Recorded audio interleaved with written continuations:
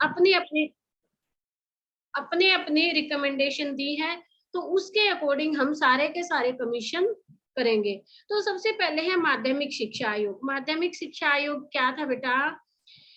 23 दिसंबर 1952 को माध्यमिक शिक्षा आयोग की स्थापना हुई, ठीक है। और इसके जो अध्यक्ष थे वो थे डॉक्टर ए लक्ष्मण स्वामी मुदालियर, ठीक है। डॉक्टर स्वामी लक्ष्मी मुदालियर। तो बेटे इसलिए इसको मुदालियर आयोग के नाम से भी जाना जाता है। यानी कि अगर आपका क्वेश्चन आ जाता है कि what do you mean by Mudaliar commission, तो आपको पजल होने की बिल्कुल जरूरत नहीं है। तो आप सीधा सीधा यही लिखोगे कि जो हमारा माध्यमिक शिक्षा आयोग है, यानी कि जो हमारा सेकेंडरी एजुकेशन कमीशन है 1952-53 में जिसका गठन हुआ, वही हमारा मुदालियर कमीशन है। क्योंकि डॉक्टर स्वामी मुदालियर की अध्यक्षता में ये कमीशन बना था, इसलिए इसको मुदालियर कमीशन के नाम से भी जाना जाता है। तो इसमें क्या था कि जो मुदालियर जी थे उस समय मद्रास जो अब क्या है कि वहां के जो मद्रास की जो यूनिवर्सिटी थी वहां के वीसी थे वो उस टाइम पे, और उनकी अध्यक्षता में 23 सितंबर 1952 को माध्यमिक शिक्षा आयोग का गठन हुआ। यानी कि एक कमेटी बनी हमारे सामने शिक्षा को लेकर। देखो हम किसी भी स्कूल में, किसी भी यूनिवर्सिटी में या कहीं भी हम एजुकेशन लेते हैं, तो बेटा कोई ना कोई कमेटी हमारी जरूर बनती है। आप देखो कि एक एडमिशन के जो हमारी एडमिनिस्ट्रेटिव जो कमेटी है वो अलग होती है, फाइनेंस का अलग देखते हैं, हमारा क्लरिकल डिपार्टमेंट अलग होता है, हमारा टीचिंग डिपार्टमेंट अलग होता है। लेकिन जो हमारी मेन जो कमेटी होती है जिसके चेयरमैन वीसी है, जैसे मान लो अभी क्या है कि यूजीसी के जो अध्यक्ष है वही हमारे चेयरमैन है। वो सभी यूनिवर्सिटियों को अपने जो ऑर्डर है वो फॉलो करने के लिए देते हैं। एक कॉलेज में एक प्रिंसिपल होता है, एक स्कूल में एक हेडमास्टर होता है, उसी तरह से एक हमारी जो नेशनल लेवल पे एक कमेटी का गठन हुआ जिसको माध्यमिक शिक्षा आयोग के नाम से जाना जाता है, उसको मुदालियर कमीशन भी कहा जाता है। अब बेटा बात ये है कि हम देखते हैं कि ये कमीशन कब बना 1952 में, और हम आजाद कब हुए 1947 में। तो इस कमीशन से पहले हमारी जितनी भी एजुकेशन थी वो अंग्रेजों के अकॉर्डिंग थी। सॉरी। यानी कि जो एजुकेशन प्रणाली हमारे यहाँ थी, जो शिक्षा प्रणाली हमारे यहाँ पर हमारे इंडिया में संचालित थी, वो किसके अकॉर्डिंग थी? अंग्रेजों के अकॉर्डिंग। जब हमारा देश स्वतंत्र हुआ तो 1949 में 1949 में हमारा एक विश्वविद्यालय आयोग की स्थापना हुई थी, यानी कि एक यूनिवर्सिटी कमीशन बना था, ठीक है।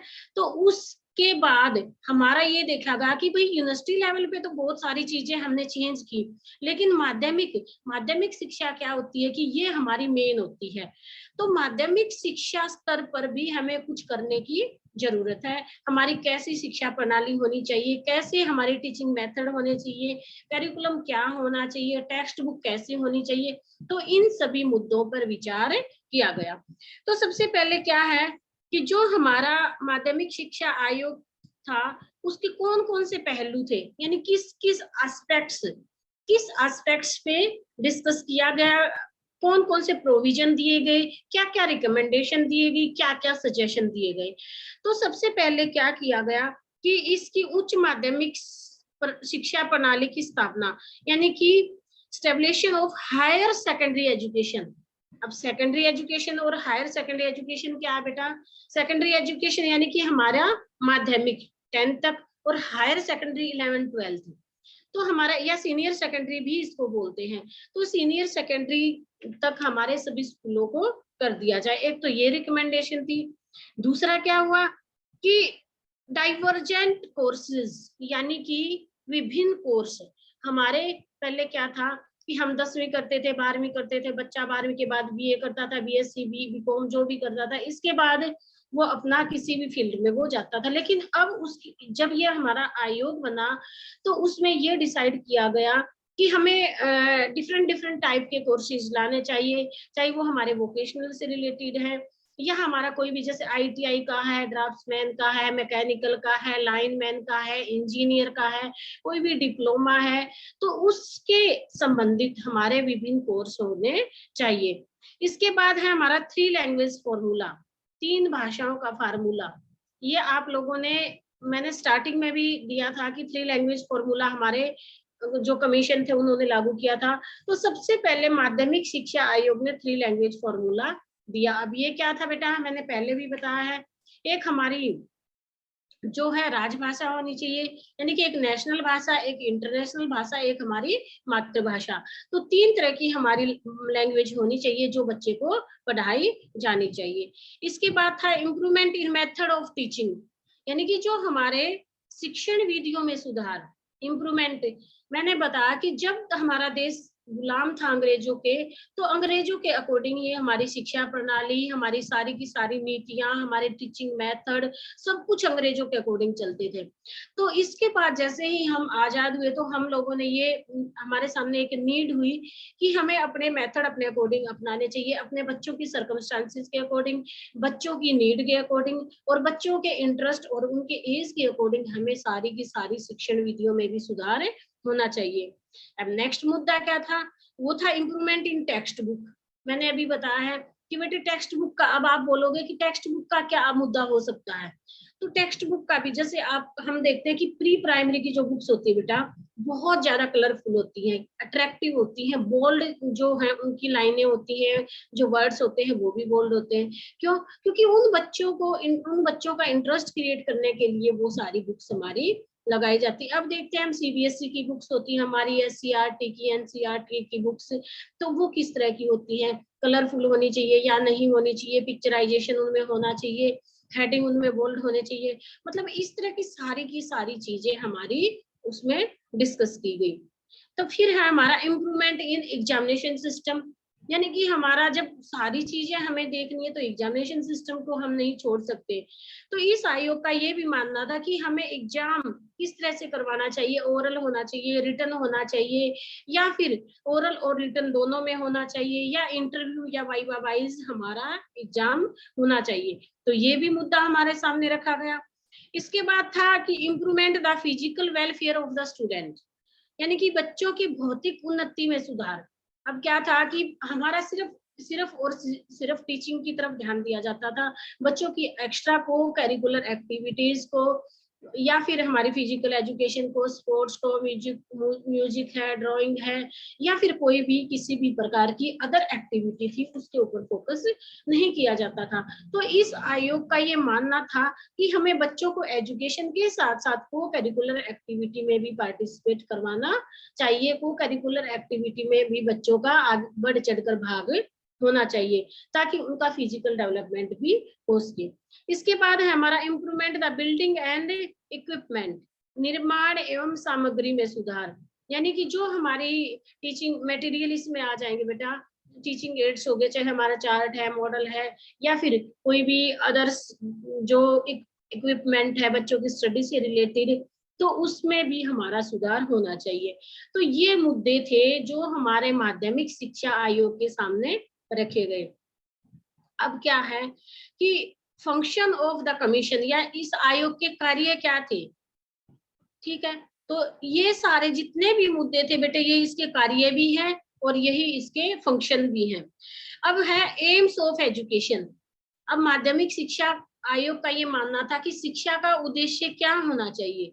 तो सबसे पहले क्या किया गया, इम्प्रूवमेंट ऑफ वोकेशनल एजुकेशन या एफिशिएंसी, व्यवसायिक कुशलता में सुधार।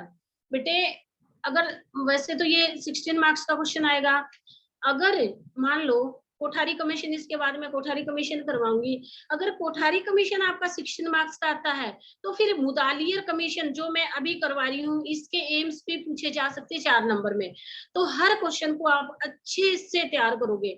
तो अभी मैं इसके एम्स आपको करवाती हूँ कि शिक्षा के उद्देश्य क्या होने चाहिए।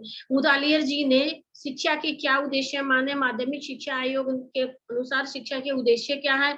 सबसे पहले जो मेन है वो है व्यवसायिक कुशलता, यानी कि improvement of the vocational efficiency, व्यवसायिक कुशलता। इससे पहले क्या था बेटा, अंग्रेजों का क्या एम था, वो हमारे देश के लोगों को सिर्फ एक क्लरिकल जॉब के लिए वो एजुकेशन देते थे, ठीक है। हमारे अंदर किसी भी तरह की कोई भी कुशलता, कोई भी वोकेशनल कोर्स हमें नहीं करवाया जाता था, कोई भी एफिशिएंसी हमारे अंदर नहीं थी, स्किल डेवलपमेंट नहीं था।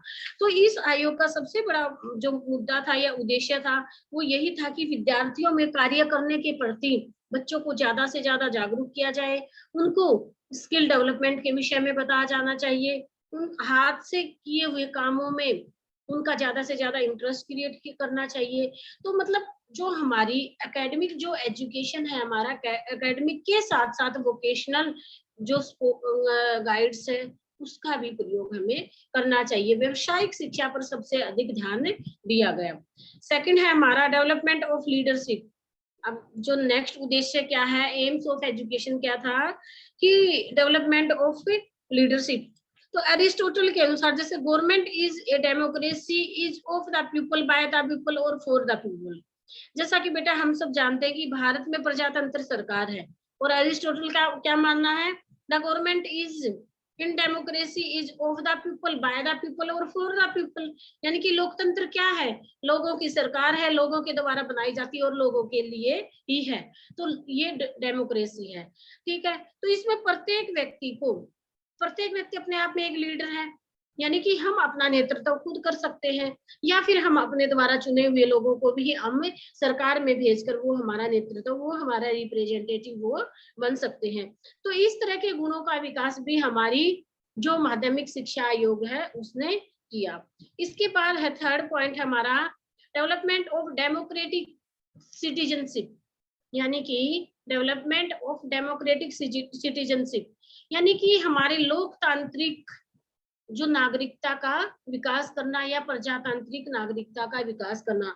इसमें भी वही है बेटा, government for the people, of the people और बाय द पीपल। यानी कि लोकतंत्र क्या है, लोगों के द्वारा चुनी हुई सरकार है और लोगों के लिए है, और लोगों की वो सरकार है और लोग ही उसको चलाएंगे। यानी कि हम अपने नेता चुनकर पार्लियामेंट में भेजते हैं, वही हमारे लिए वही सरकार चलाते हैं, वही हमारे रिप्रेजेंटेटिव हैं। तो इस तरह से प्रजातांत्रिक जो गुणों का विकास करना था। इसके बाद है डेवलपमेंट ऑफ पर्सनैलिटी, यानी व्यक्तित्व का विकास करना।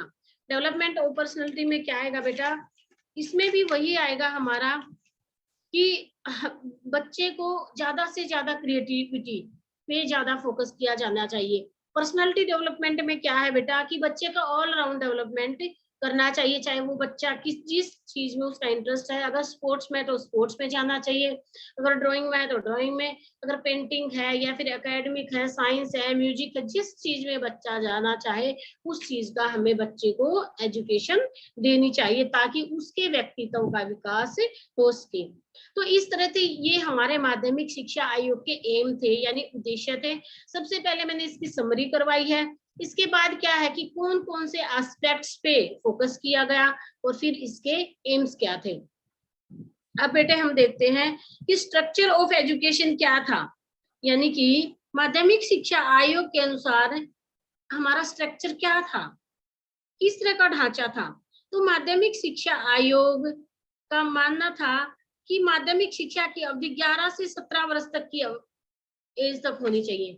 जो हमारी माध्यमिक शिक्षा है वो कितनी होनी चाहिए, सेकेंडरी एजुकेशन 11 से 17 साल तक होनी।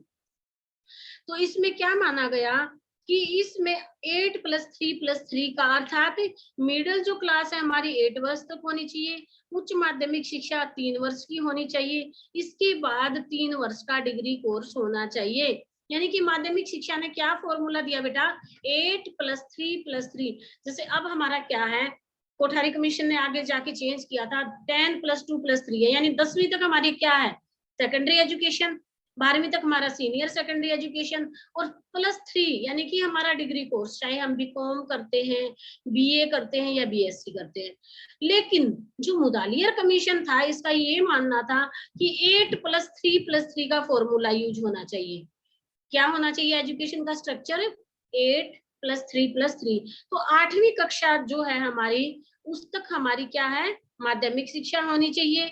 इसके बाद 8वीं कक्षा के बाद जो 8वीं है मिडिल, वैसे मिडिल क्लास का बोला जाता है 8वीं को, तो मिडिल ये हमारी एजुकेशन हुई 8 वर्ष की।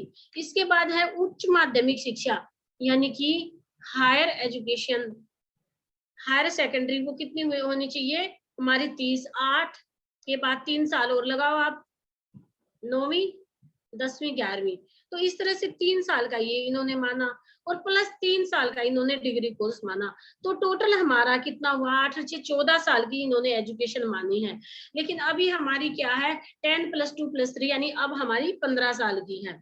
ठीक है, तो उस टाइम पे हम देखते हैं कि जैसे हमारे ग्रैंड पेरेंट्स हैं, वो सब क्या बोलते थे कि हमारे यहाँ हमारे टाइम में इस तरह से बोर्ड वगैरह नहीं होते थे, और 8वीं क्लास तक मिडिल क्लास होती थी, उसके बाद हायर क्लास, और उसके बाद हायर एजुकेशन हमारी दी जाती थी। तो जो माध्यमिक शिक्षा आयोग का जो ढांचा था वो 8 + 3 + 3 का था, और 11 से 17 साल तक की माध्यमिक शिक्षा का इन्होंने फॉर्मूला दिया। अब उन्होंने, इनका क्या मानना था कि हमारे किस तरह के स्कूल होने चाहिए, स्कूल कैसे होने चाहिए अकॉर्डिंग टू मुदालियर कमीशन। सबसे पहले क्या था बेटा, पब्लिक विद्यालय होने चाहिए, यानी कि जितने भी स्कूल होने चाहिए वो पब्लिक होने चाहिए, सभी बच्चों को समान एजुकेशन का, एजुकेशनल अपॉर्चुनिटी का सबको मौका मिलना चाहिए। इसके बाद क्या है, विशिष्ट विद्यालयों को केंद्र में सहायता मिला, यानी स्पेशल स्कूल भी इन्होंने माना है कि कुछ स्पेशल स्कूल भी होने चाहिए, लेकिन सेंट्रल गवर्नमेंट को उनकी मदद करनी चाहिए। इसके बाद क्या है कि अधिक संख्या में विद्यालय होने चाहिए, यानी विद्यालय ज्यादा से ज्यादा संख्या में होने चाहिए, ताकि पहले क्या था कि बहुत दूर दूर विद्यालय होते थे, और बच्चे क्या करते थे कि स्कूल नहीं जा पाते थे, या फिर बीच में ही छोड़ जाते थे। तो इसलिए इस आयोग का ये मानना था कि हमारा जो विद्यालय थे हमारे, यानी स्कूल, उनका ये मानना था एटलीस्ट 1 किलोमीटर पे 1 स्कूल, हमारा एक प्राइमरी स्कूल जरूर होना चाहिए, और कम से कम 3 किलोमीटर के दायरे में हमारा एक सेकेंडरी या सीनियर सेकेंडरी स्कूल होना चाहिए। तो इस तरह से इस आयोग का ये मानना था कि ज्यादा से ज्यादा स्कूल खोले जाने चाहिए, ताकि बच्चों को ज्यादा से ज्यादा एजुकेशन दे सके। इसके बाद इन्होंने क्या माना कि आवासीय विद्यालय की स्थापना, यानी कि बोर्डिंग स्कूल भी होने चाहिए। पहले पब्लिक स्कूल माना है इन्होंने, फिर स्पेशल स्कूल माना है, फिर हमारे यहाँ ज्यादा से ज्यादा स्कूलों की स्ट्रेंथ बढ़ानी, और इसके बाद है बोर्डिंग स्कूल। तो इस आयोग का ये मानना था कि बच्चों को, जो दूर दराज के एरिया से बच्चे आते हैं, पहाड़ी एरिया से आते हैं सॉरी बेटा, तो उसमें उन बच्चों को रहने की भी सुविधा होनी चाहिए, खाने की भी सुविधा होनी चाहिए, ताकि वो बच्चे अपनी एजुकेशन को आगे बढ़ा सके। हमारे जितने भी नवोदय विद्यालय आप देखते हैं कि वो सारे के सारे बोर्डिंग है, ठीक है ना, वहां पे डे बोर्डिंग क्लासेस लगाई जाती हैं, बच्चे के रहने का, खाने का, पीने का पूरा साधन वहां पर होते हैं। अब इन्होंने, ये था स्कूल, ठीक है, कि माध्यमिक शिक्षा आयोग का उद्देश्य क्या है, ठीक है। इसके बाद स्कूल किस तरह के होने चाहिए। अब इनका मानना कि कैरिकुलम कैसा होना चाहिए, यानी पाठ्यक्रम कैसा होना चाहिए माध्यमिक शिक्षा आयोग के अनुसार। तो माध्यमिक शिक्षा आयोग ने, मैंने जैसे अभी बताया था कि हमारा 3 तरह की इन्होंने एजुकेशन मानी है। कौन कौन सी मानी है, एक थी मिडिल स्कूल, फिर है हमारा हाई स्कूल, और उसके बाद था हमारा हायर एजुकेशन। इस तरह से 3 प्रकार की इन्होंने एजुकेशन मानी है। तो सबसे पहले इन्होंने क्या माना कि करिकुलम कैसा होना चाहिए, करिकुलम हमारा फ्लेक्सिबल होना चाहिए, और उसमें वैरायटी होनी चाहिए, यानी कि ये नहीं कि करिकुलम एक बार हमने बना दिया, उसमें कोई भी मॉडिफिकेशन नहीं होगा, कोई भी चेंजमेंट नहीं होगा, बल्कि बेटा बच्चों की एज के अकॉर्डिंग, उनके इंटरेस्ट के अकॉर्डिंग उस करिकुलम में भी फिर बदलाव हमें टाइम टू टाइम करते रहना चाहिए। जैसे हमारी पहले क्या थी कि 2005 में जो हमारा करिकुलम फ्रेमवर्क बना था 2005 में एनसीएफ, अभी तक वही चलता आ रहा था, लेकिन 2020 में हमारी नई शिक्षा नीति लागू हुई है, जैसे जो अभी लागू होने वाली है, नेक्स्ट ईयर वो लागू हो सकती है। तो ये क्या है कि बेटा आपकी नीड के अकॉर्डिंग, हमारे समाज की नीड के अकॉर्डिंग, हमारी टेक्नोलॉजी के अकॉर्डिंग, हमारा जो अब चेंजमेंट है उसके अकॉर्डिंग हमारी शिक्षा नीति में भी सुधार होना चाहिए। ये पहले क्या था कि ओरल हमारी एजुकेशन थी, लेकिन अब देखो कि सारा का सारा हमारे वेब क्लासेस है या गूगल क्लासरूम है, या फिर हमारी ऑनलाइन क्लासेस, सारी की सारी ये क्या है, ये हमारी according to the need of the time, यानी कि हमारे समय की जो आवश्यकता है, जो मांग है, उसके अनुसार ये सारी की सारी क्लासेस स्टार्ट की गई। लेकिन पहले क्या था, पहले हमारी वही क्लासरूम में जाकर बच्चे लेक्चर मेथड से या फिर हमारे डेमोस्ट्रेशन मेथड से बच्चे पढ़ते थे, क्लास में जाते थे, स्कूल रेगुलर थे। लेकिन अब जो टाइम है उसके अकॉर्डिंग हमारी ऑनलाइन जो एजुकेशन है उसको सबसे अधिक बढ़ावा दिया गया। तो इस तरह से ये हमारा एजुकेशन का सिस्टम था। तो इसमें एक तो फ्लेक्सिबिलिटी होनी चाहिए, दूसरा बेटा टोटली होनी चाहिए, यानी कि बच्चे की जितने विद्यार्थी को सर्वांगीण विकास के लिए किताबी ज्ञान से नहीं बल्कि उनके लिए पुस्तकालय है, यानी कि लाइब्रेरी लैब होनी चाहिए, लाइब्रेरी होनी चाहिए, एक्सपेरिमेंटल जो डिजाइन वगैरह तैयार किए जाते हैं वो एक्सपेरिमेंटल लैब होनी चाहिए। दूसरा क्या था कि कल्चरल एक्टिविटी भी होनी चाहिए, स्पोर्ट्स पे भी फोकस किया जाना चाहिए, यानी कि totally all around development of the student, उसके अकॉर्डिंग ही हमारी एजुकेशन होनी चाहिए। इसके बाद है important of utility of holidays, यानी कि अवकाश का महत्व। हम देखते हैं कि बच्चा क्या है कि मान लो मंडे टू सैटरडे तक लगातार क्लासेस होती हैं, और हम देखते हैं कि सुबह 9 बजे से लेकर हमारा 2, ढाई, 1:30 जितने बजे तक क्लासेस होती हैं वो कंटिन्यू होती हैं। तो आप देखते हो कि उन क्लासेस के बीच में आपका कोई ना कोई स्पोर्ट्स का पीरियड जरूर रखा जाता है, आपका लाइब्रेरी का पीरियड भी रखा जाता है। वो क्यों रखा जाता है? क्योंकि बेटा जो आपका टाइम है, आप पढ़ते पढ़ते बच्चा अब मान ले बोर हो जाता है तो उसको कुछ टाइम के लिए लाइब्रेरी में भेज दिया जाता है, या फिर स्पोर्ट्स का 1-2 क्लास उसकी लगा दी जाती है, तो जो उसका टाइम है उसकी यूटिलिटी उसमें बनी रहती है। अब इसकी जो ऑर्गेनाइजेशन ऑफ द करिकुलम क्या था बेटा, अब है मिडिल लेवल पे। सबसे पहले क्या था कि मिडिल क्लास, हम मैंने बताया था ना कि 8+3+3 का हमारा स्ट्रक्चर था। तो मिडिल क्लास पे कैसी होनी चाहिए हमारी शिक्षा, तो इसमें कौन से सब्जेक्ट होने चाहिए, इसमें भाषा होनी चाहिए यानी लैंग्वेज होना चाहिए, सोशल साइंस होना चाहिए, साइंस, मैथ, म्यूजिक और फिजिकल एजुकेशन। आज के टाइम में भी हमारी यही है, हमारा साइंस है, मैथ है, एसएस है, इंग्लिश या हिंदी दोनों लैंग्वेज है, और हमारा कोई भी कोई ड्राइंग वगैरह या म्यूजिक या आर्ट एंड क्राफ्ट का 6 क्लास तक या 8 क्लास तक हमारे आज भी ये स्टैंडर्ड है, 8 स्टैंडर्ड तक। ठीक है, तो इसके बाद ये तो थे हमारी बेसिक, यानी बेसिक जो करिकुलम है या बेसिक जो सब्जेक्ट है। देखो सभी बच्चों को 6 क्लास तक, 8 क्लास तक यही English, Hindi, science, math, SS या आर्ट या म्यूजिक या फिर आपका ड्राइंग है या संस्कृत भी हम किसी किसी स्कूल में पढ़ाते हैं, वो आपके ऑप्शनल होते हैं। तो ये हमारे बेसिक सब्जेक्ट पढ़ाए जाते हैं। इसके बाद है हमारा at the higher secondary stage पर बेटा, जो हायर सेकेंडरी स्टेज है उसमें क्या था कि हमारा 2 तरह का होता था, एक कोर करिकुलम होता है और दूसरा होता है हमारा हायर करिकुलम।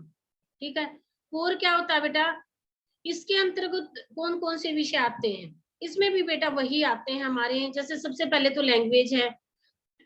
2014 में ये हमारा जो लैंग्वेज का था वो दिया गया।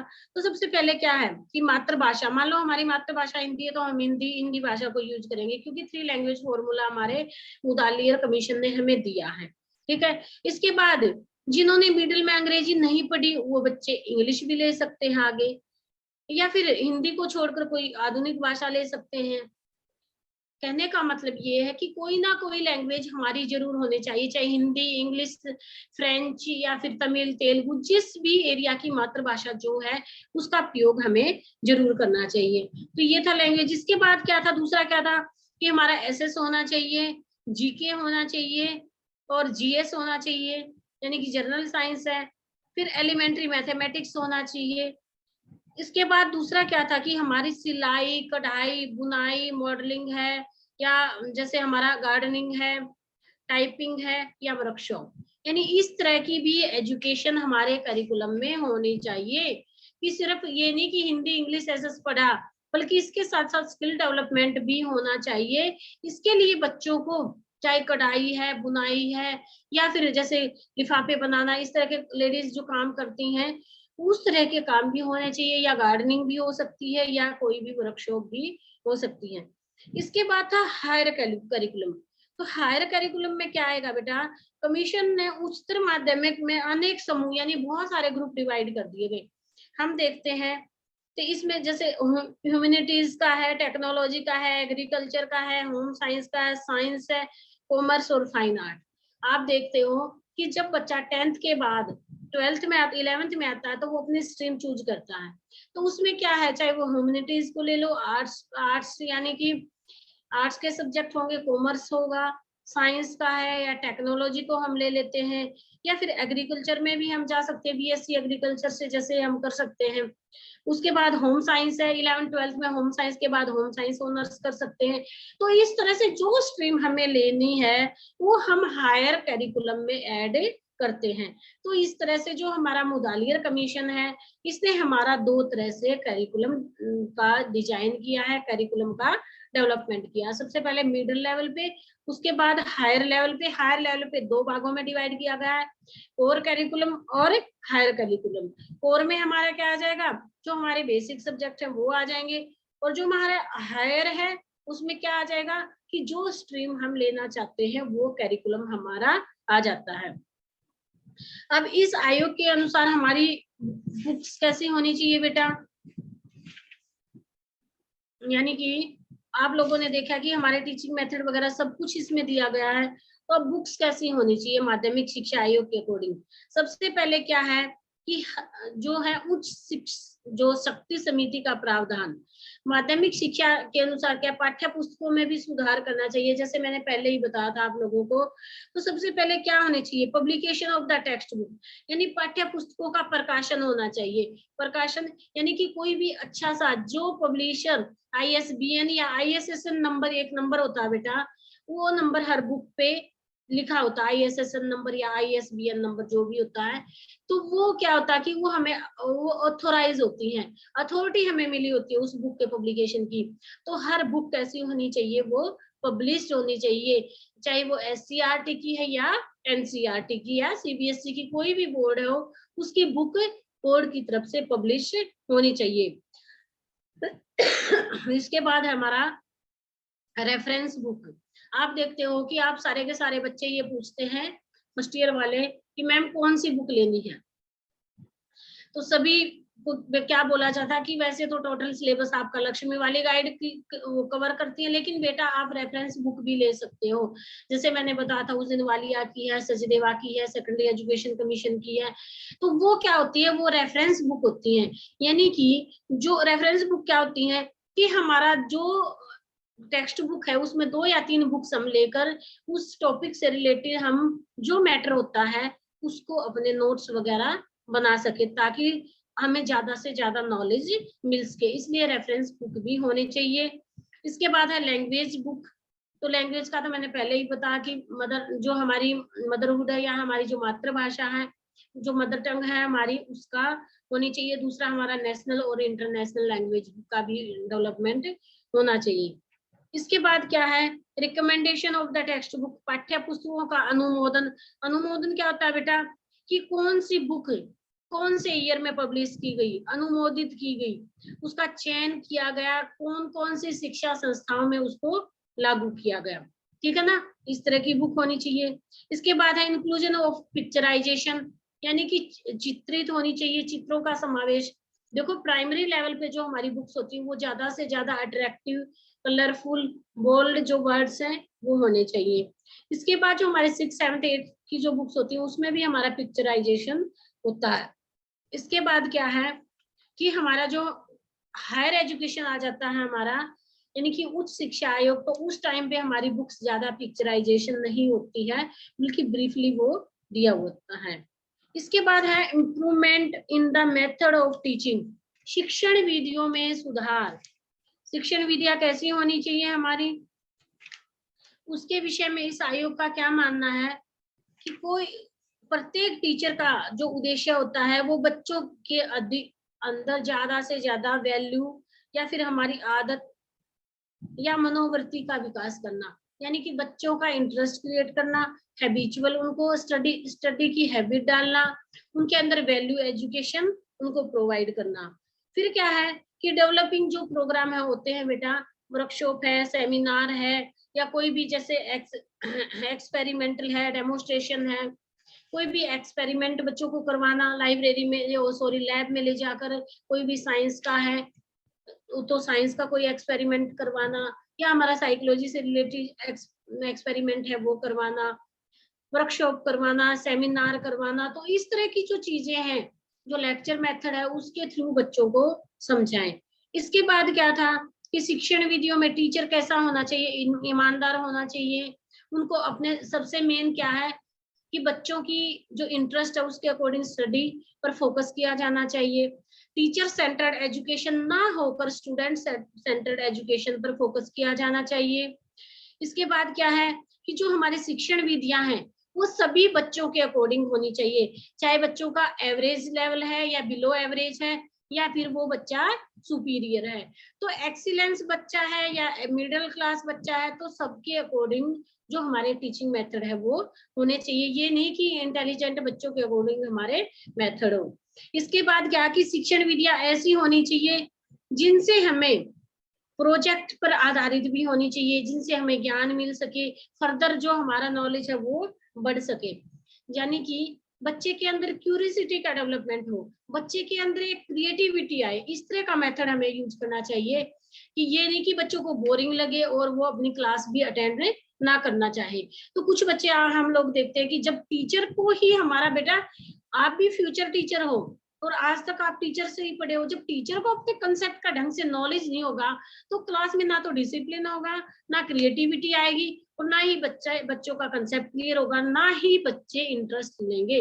तो इसलिए टीचर को कैसा होना चाहिए, ईमानदार होना चाहिए, एक्टिव होना चाहिए, अपने कंसेप्ट की फुल नॉलेज होनी चाहिए। टीचिंग ये नहीं कि बच्चा कहीं से पूछे और उनके सवाल का जवाब ना दे सके।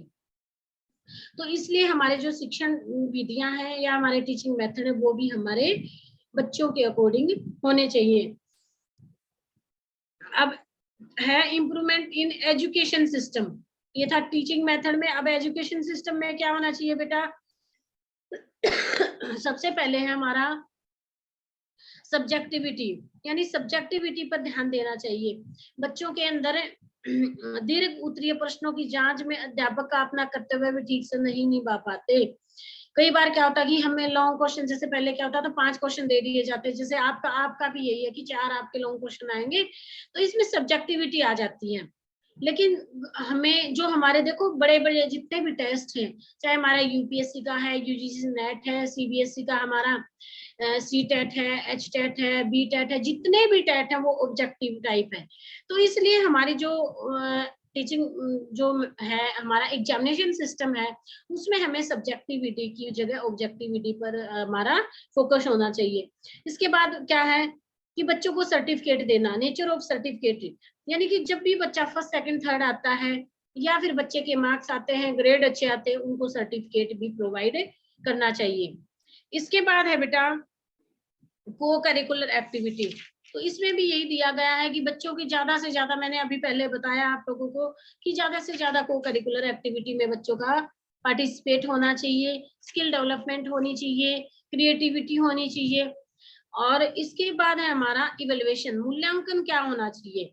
मूल्यांकन भी वही है बेटा कि जैसे जैसे हमारा टाइम के अकॉर्डिंग जो हमारी नीड है उस नीड के अकॉर्डिंग हमारा एग्जाम है, और उसी एग्जाम के अकॉर्डिंग हमारा इवेल्युएशन भी होना चाहिए।